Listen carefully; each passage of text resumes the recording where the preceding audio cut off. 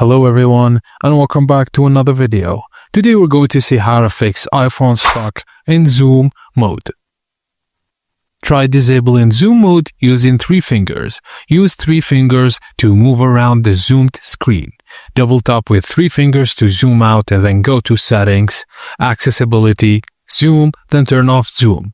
If the zoom controller is enabled, double tap or triple tap the controller, then disable zoom mode in accessibility settings.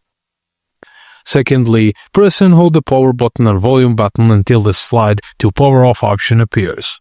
Turn your iPhone off, then back on. Check if the zoom mode issue is resolved after restarting. And if the issue persists, you can reset all settings. Go to Settings, General, Transfer or Reset iPhone, then Reset. Tap Reset all settings, and after reset, check the zoom issue if it has been fixed. Thank you guys for watching, and please don't forget to like and subscribe for more tips and tricks like this.